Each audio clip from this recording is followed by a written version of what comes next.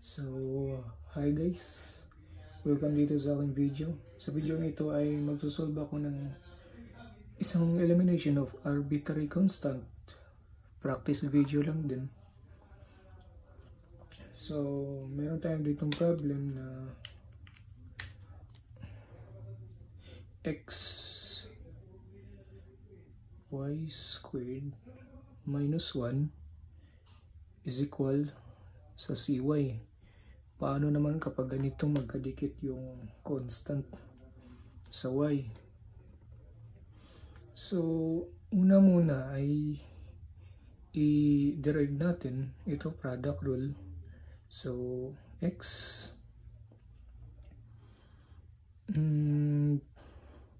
derive ng y squared 2y dy plus sulat natin yung y squared derive ng x dx,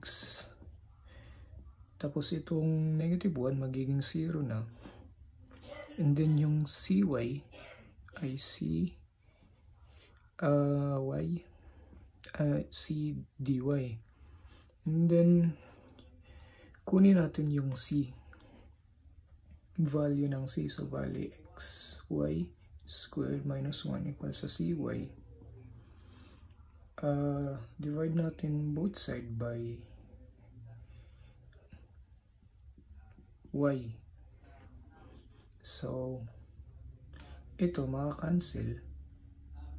And then, x, y squared 1 over y equals sa c. So, meron na tayong value ng ng y, ay c pala, constant. Then, i-substitute na lang natin dito sa c. So, burahin ko muna. Meron na tayong value ng c. So, value x 2y dy plus y squared dx equals sa yung c natin ay x y squared minus 1 over y dy. So kung natatandaan nyo, ito yung value ng c natin. Sinubstitute ko lang sa c. And then, para ma-eliminate natin tong denominator, divide natin, multiply natin both side by y. So, dito, magiging 2x y squared dy, inayos ko lang tapos minultiply ko na sa y, and then plus ito y magiging cube dx, ito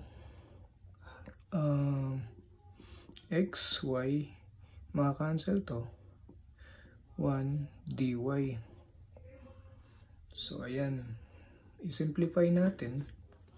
So, ito iharap ko itong y squared, y cube pala, dx plus 2xy dy, and then ito, ililipat ko sa kabila, sa left side, so magiging negative to, negative xy squared minus 1 dy equals sa 0. And then, combine natin tong dalawa kasi parehas lang naman silang dy. So, y cube dx plus, kung kukombine natin, 2xy squared, and then negative multiply sa xy squared, magiging negative, and then magiging positive yung 1 dy.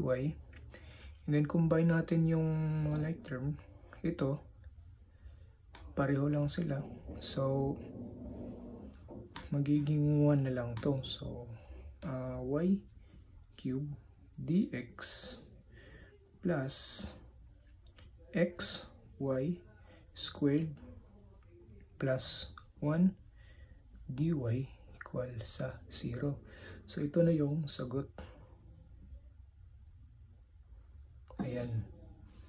So guys, yun lang para sa video ito. Kung gusto nyo gumawa pa ako ng ganitong video ay suportahan niyo ako sa pamamagitan ng pag-subscribe sa aking YouTube channel at pindutin niyo rin ang notification bell kung gusto niyo maging updated. Yun lang para sa video nito. See you sa susunod.